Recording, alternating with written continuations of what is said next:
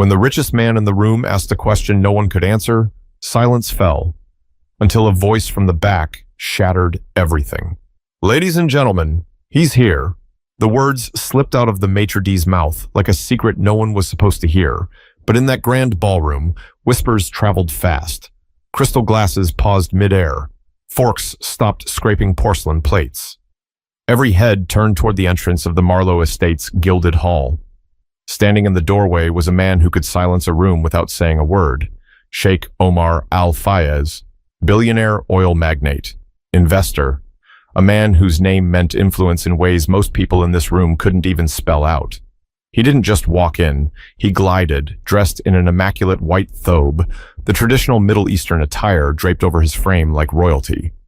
His headpiece, a pristine gutra, held in place with an elegant black agal, sat perfectly on his head. The gala had been the event of the season in Scottsdale, Arizona, a charity night to raise funds for a new children's hospital wing. The kind of night where old money meets new influencers, and everyone pretends their generosity isn't just another networking strategy. People had come dressed like they were walking into a Vanity Fair shoot. Gowns swept the polished marble floor, diamonds glittered like city lights, and every smile hid a question. Who's watching me? But no one expected Omar.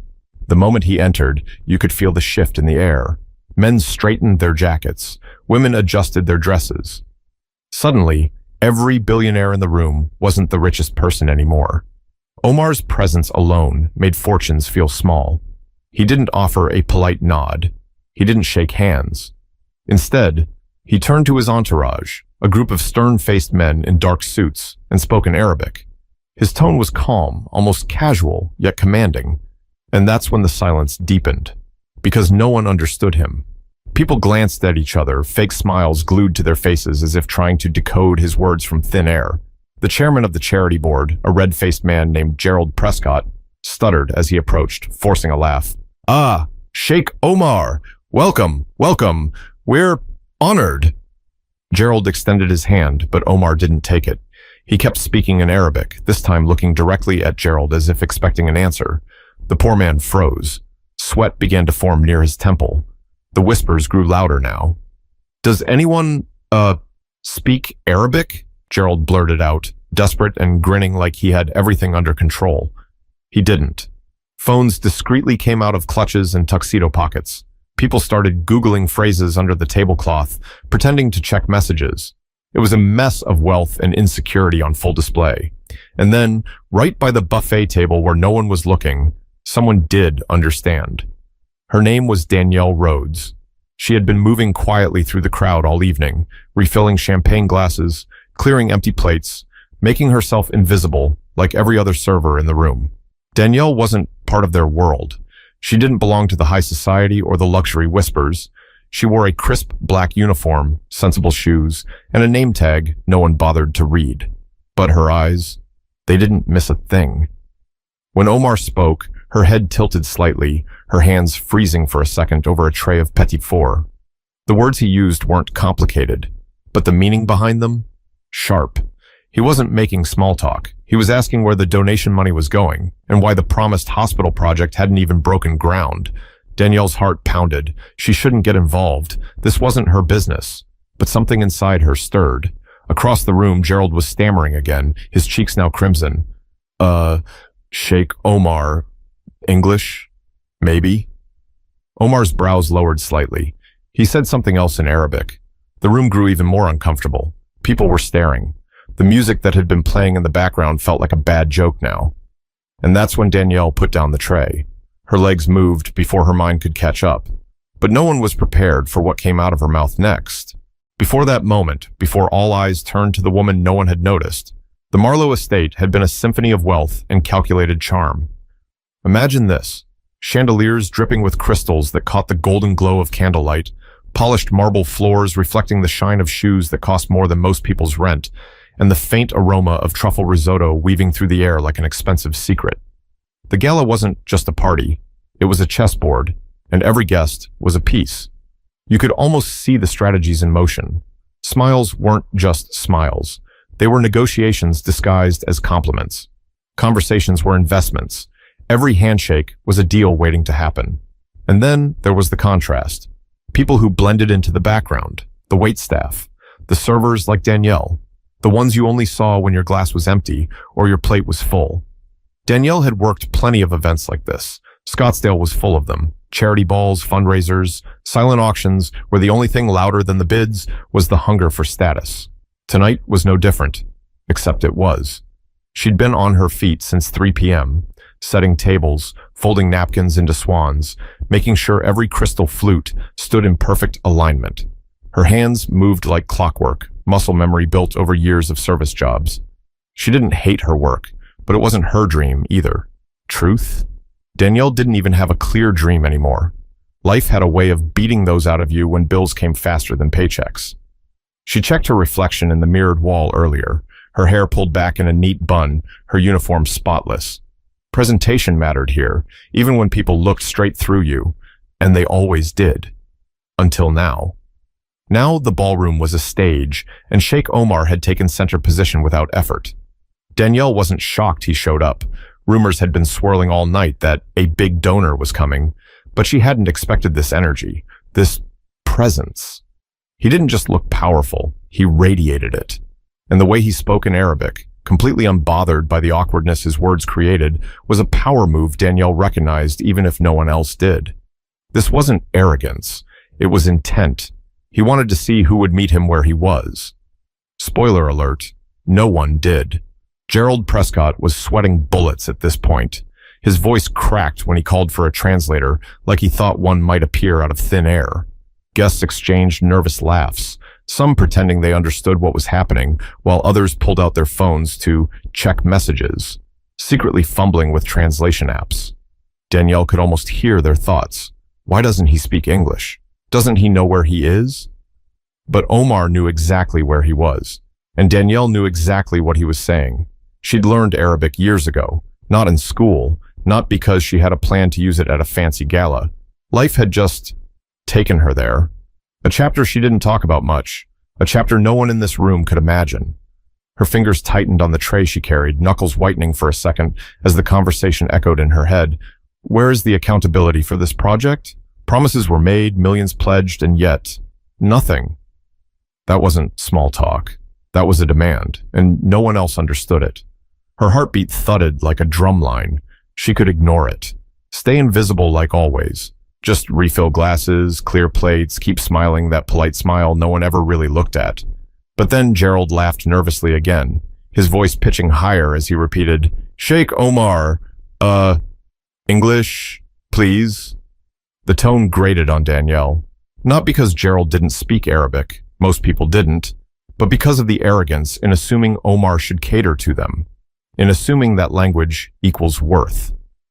Danielle swallowed hard. She set the tray down on a side table, her hands trembling just slightly, and wiped them on her apron. Her legs felt like they were moving without her permission. The crowd didn't notice her at first. Why would they? She was background noise to them, until she spoke. Her voice was calm, steady, but it cut through the air like a blade. Hoyesalan al-amwal. Heads turned so fast you could almost hear the necks crack. Every conversation in the room died. Forks hovered mid-air. Phones slipped from fingers. And Danielle stood there, looking straight at Sheikh Omar, and continued, in flawless, confident Arabic. But if they thought that was shocking, what Omar said back was about to turn the entire night upside down. The sound of her voice in Arabic hit that ballroom like a glass shattering on marble. Every head swung toward Danielle. For the first time all night, people actually saw her, not the uniform, not the name tag, but her. And if looks could speak, the silence was screaming, "Who is she?" Danielle didn't flinch. She kept her gaze locked on Omar, her tone respectful but firm. "You're asking about the funds, correct? About why the hospital hasn't started construction yet?" Omar's brows lifted slightly. A flicker of something crossed his face, surprise, then curiosity. He responded in Arabic, his voice carrying a weight that made even the chandeliers seem to bow. "Naam, هذا صحيح. هل يمكنك أن تشرح لي?" "Yes, that's correct. Can you explain to me?" And just like that, the room froze again. Because now Omar wasn't speaking into the void. He was having a full conversation with the maid. Danielle's heart hammered in her chest. She hadn't planned this. She just wanted to clear plates, earn her paycheck, go home, and collapse into bed. But life has a funny way of throwing you into the spotlight when you least expect it. Gerald Prescott finally found his voice, or what was left of it. He stammered, excuse me, what's happening here? Miss, do you know what he's saying? Danielle turned slightly toward Gerald, but didn't drop her composure. Yes, he's asking why the charity money hasn't been used as promised. You could feel the shift in the air.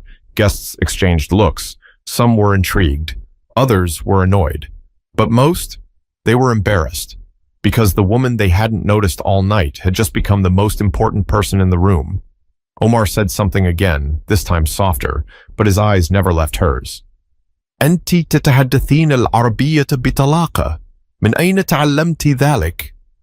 You speak Arabic fluently. Where did you learn that? Danielle hesitated. For the briefest second, her throat tightened. Memories flickered, years ago, a different life, a relationship that ended in heartbreak but left her with this skill. But that wasn't anyone's business tonight. لقد عشت في دبي لفترة. I lived in Dubai for a while. Her pronunciation was clean, her confidence solid. And that's when it happened. The tiniest smile curved at the corner of Omar's lips, not mockery, not arrogance, something else, interest. Around them, the gala was spiraling. Guests whispered like wildfire. Did she just say Dubai? Wait, she lived there? Who is this woman? Phones were out now, not for Google Translate, but for videos. Because this was the moment that would go viral by morning. A billionaire sheikh speaking Arabic in an American charity gala, and the only person answering him wasn't the board chair, wasn't the CEO, wasn't any of the self-proclaimed global citizens in the room. It was the maid.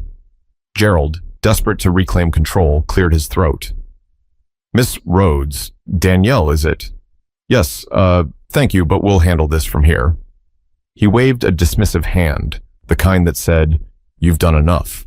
Go back to the sidelines." Danielle felt the weight of those words. They weren't said outright, but they carried the same message she'd heard her whole life. Stay in your place. She looked at Gerald, then back at Omar, who was still waiting patiently.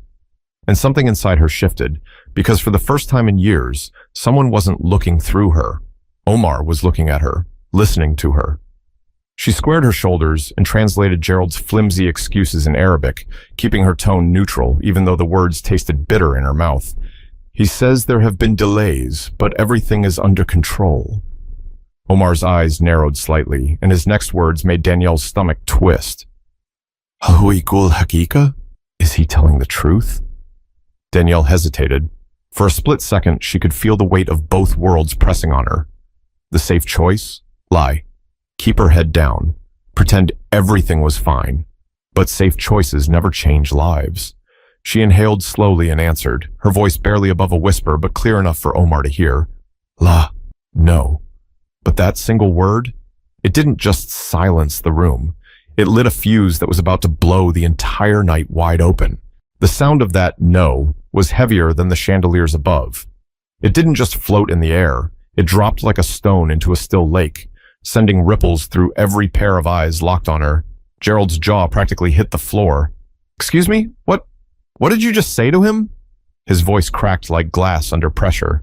Danielle didn't back down. Her voice was steady, but her pulse was wild. She turned slightly toward Gerald, her words measured. I told him the truth, that everything is not under control. Gasps fluttered through the room like startled birds. A woman in a silver gown covered her mouth. Someone whispered, "Oh my God." Phones tilted upward, recording every angle of this collision between status and truth.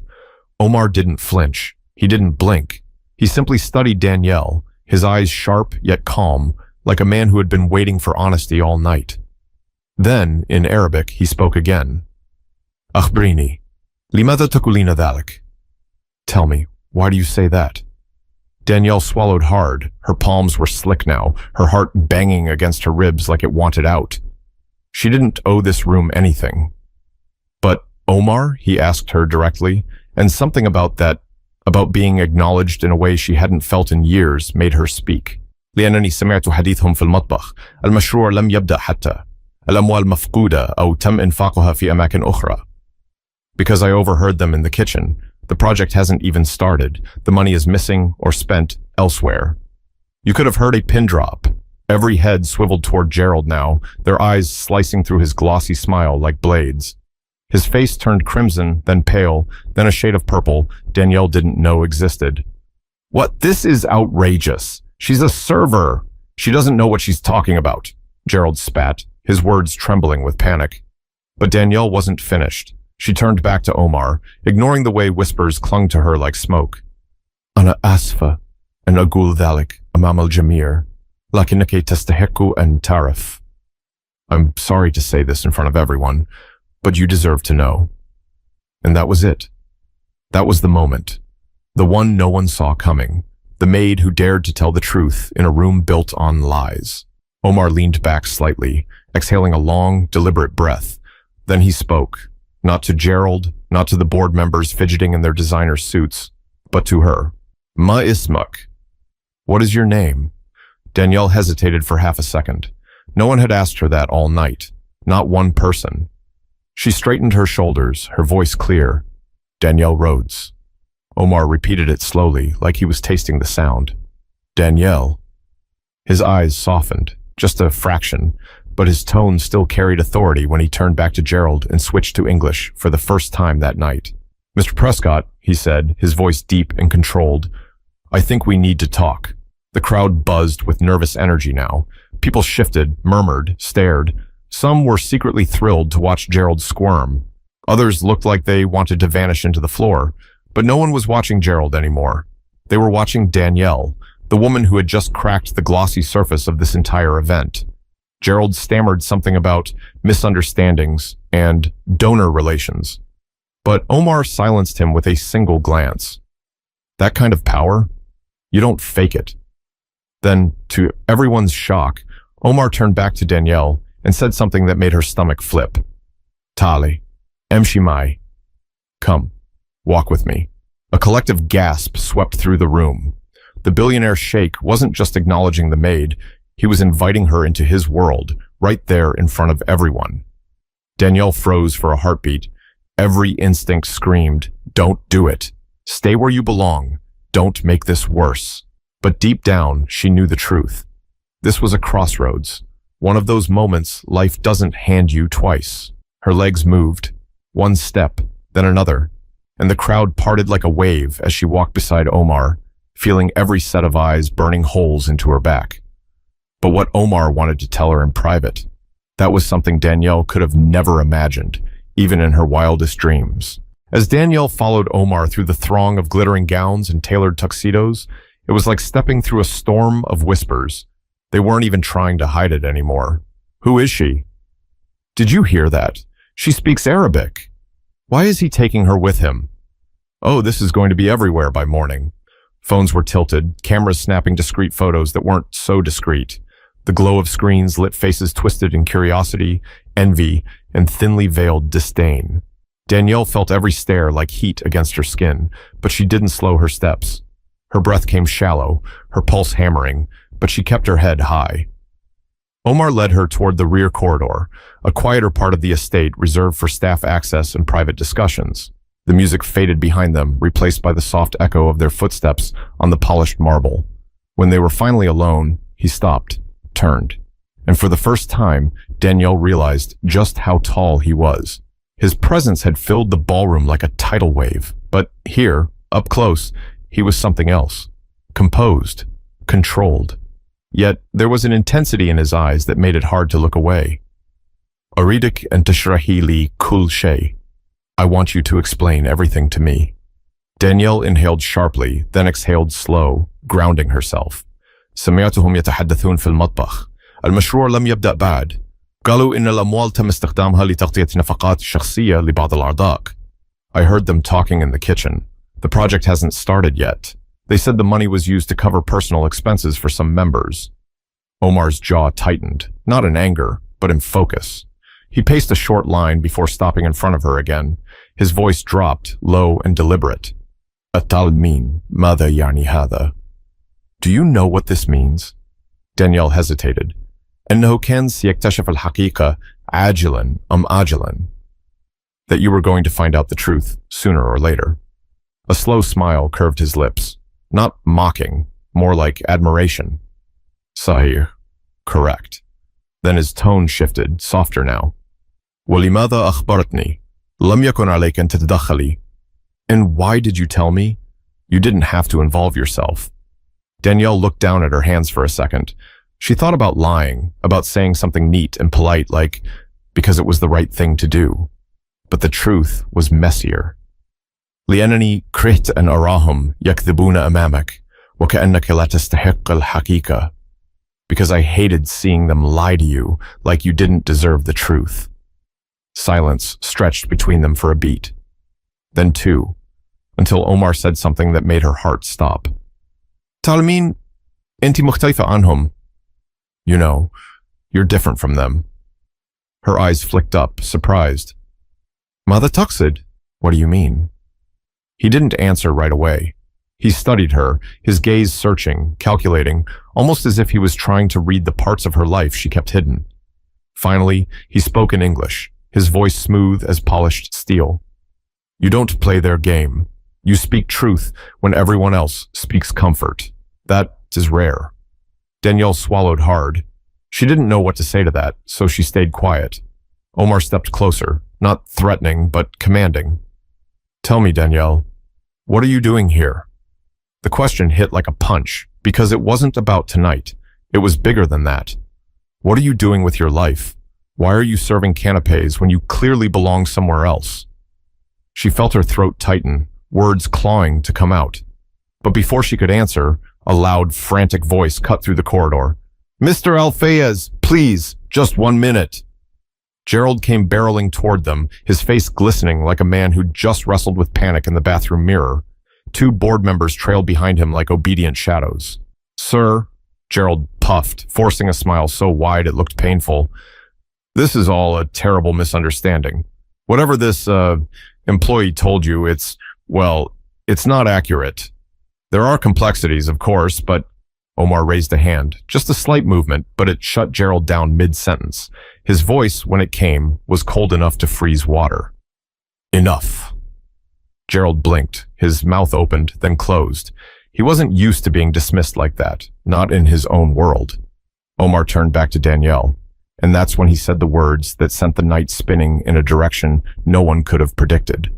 Walk with me. Not to talk about charity, to talk about possibilities. But what Omar had in mind wasn't just generous. It was life-changing. And Danielle, she wasn't ready for what came next. Danielle followed him again, this time deeper into the estate, past a set of heavy glass doors that led to an outdoor terrace overlooking the desert night. The city lights of Scottsdale shimmered in the distance, but out here, it felt like another world. Quiet, open, a sky so black it looked endless, pierced by 1,000 silver stars. The chill in the air brushed against her skin, but she barely felt it. Her nerves were too loud, her thoughts too wild. She wasn't supposed to be here, not standing on marble tiles next to a man who could buy entire countries without blinking. She was a maid, a part-time server juggling overdue bills and student loans that never seemed to shrink. She wasn't this. Omar moved to the edge of the terrace, resting one hand on the stone railing. His back was to her at first, his white thobe flowing gently in the breeze like some scene out of a movie. When he turned, his face was calm but unreadable, a poker face honed over decades of power plays. Sit, he said simply, gesturing toward a chair near the table set with half-empty champagne flutes. Danielle hesitated for a fraction of a second, then sat. Her heart was still racing, her hands gripping her knees beneath the table like anchors. He studied her for a moment, not in the way men in the city sometimes did, calculating, assessing, objectifying, but like someone peeling back layers, trying to see what was buried underneath. Do you know why I came tonight? Omar asked, his voice low and smooth. Danielle shook her head. To donate? He gave a short, quiet laugh. Not exactly. Money is easy. Trust is not. I came to see if these people were worth mine. Her throat tightened. She thought about Gerald, about the board whispering in corners while pretending to smile, about the way they looked at Omar, hungry, desperate, dishonest. And then she thought about herself, standing invisible with a tray in her hand, until one choice changed everything. "Looks like you got your answer," she murmured. Omar leaned forward slightly, resting his arms on the table. His eyes locked on hers with an intensity that made her chest feel too small. "Yes," he said, and it was not the answer they hoped for. Danielle swallowed hard. "So, what happens now?" He tilted his head. "What happens now? Depends on you." Her heart stopped for half a beat. "Me?" "Yes, you spoke when you didn't have to. You told me the truth when everyone else stayed silent. That means something to me." She blinked. Her mind scrambled to process the weight behind his words. This wasn't a compliment. It was an invitation. Omar continued, his tone measured. "I need people like that. People who understand loyalty, who aren't afraid of honesty, people who can move in silence when it matters and speak when it counts. Do you understand what I'm saying to you?" Danielle's pulse throbbed in her ears. Was he offering her a job, a chance, a way out of the grind she'd been stuck in for years? "I think so," she said softly. He gave a slow nod. "You have a sharp mind, Danielle. And you speak Arabic better than most diplomats I've met in Washington. That's not an accident. That's experience. You've lived. You've seen things most people in that room could never imagine. And that is value." Her throat tightened again, this time with something heavier than nerves. It was hope. Dangerous, blinding hope. "So," Omar said, his voice dropping into a tone that felt like both a challenge and a promise. "What do you want? Do you want to keep serving plates in rooms full of people who never see you? Or do you want something more?" Danielle stared at him, the weight of the question pressing down on every bone in her body. She thought about the bills on her kitchen counter, about the car barely holding on to its last mile, about the dream she once had, the one she buried under shifts and survival. Her lips parted, but before she could answer, the glass doors behind them burst open. "Sir!" It was Gerald again, breathless, his face flushed from chasing them. Two men from the board flanked him, their expressions somewhere between panic and rage. "We really need to resolve this, privately, away from staff." The way he said staff made Danielle's stomach clench, but Omar didn't even look at him. He kept his eyes on her as if Gerald didn't exist. "Think carefully," Omar murmured in Arabic, his voice so low it was almost a whisper. "El-qararat al-saghira, tasna al-farq al-akbar." Small decisions make the biggest difference. Danielle's fingers curled against her knees, because deep down she already knew her answer. But when she opened her mouth to speak, Omar made an offer that would change her life forever. And it wasn't just about money. The night hung in suspense, every second stretching like a taut wire. Danielle's lips parted, ready to answer, but Omar raised one hand gently, stopping her, not in dismissal, but in control. "Before you speak," he said, his voice rich and unwavering, "let me make this simple." He leaned forward, resting both palms on the cool marble table, and what he said next made the world tilt on its axis. "I want you to come work for me, not as staff, not as an assistant, as an advisor, someone I can trust when I cannot trust anyone else." Danielle's breath hitched. "An advisor?" Omar nodded once. "I handle negotiations that span continents, deals worth billions. People smile in my face and plan against me behind closed doors. I need someone who sees through that, someone who has nothing to gain from lying to me. Tonight, you prove two things. You can speak truth, and you can stand under pressure. That is more valuable than money." Her mouth went dry. She wasn't sure if she was breathing anymore.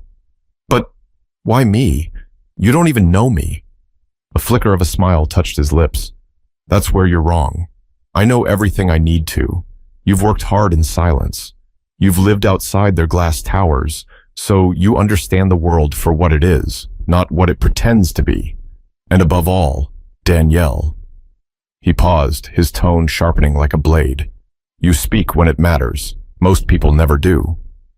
Gerald was sputtering behind them, his words spilling like marbles on a tile floor. "Sir, this is insane. She's a server. She doesn't belong in your world. She doesn't..." Enough. Omar's voice cut through the night like thunder. He didn't raise it. He didn't need to. Gerald went silent, his face draining of color. Omar turned back to Danielle, his eyes locked on hers with a weight that felt like gravity. You will start in Dubai. 1 year. I will cover everything. Housing, travel, security. Your salary will be generous.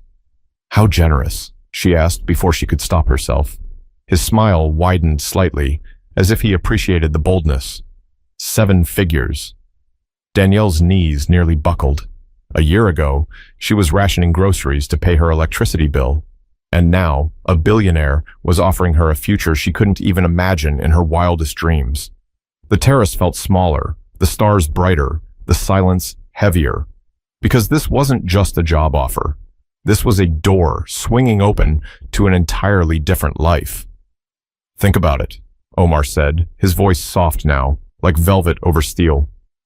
But don't take too long. Opportunities don't wait. Danielle stared at him, her heart pounding so hard it felt like the night could hear it. And then, slowly, she nodded. Not because she'd thought it through, not because it was safe, but because for the first time in years, something inside her whispered louder than fear. You were meant for more. Behind them, Gerald's voice cracked, like a man watching his empire slip through his fingers. You can't just take her? Omar turned slightly, his words cool as ice. Watch me. And just like that, the game changed. Forever. Danielle didn't know what the next year would bring, power, danger, respect, or betrayal. But she knew one thing. She'd never be invisible again.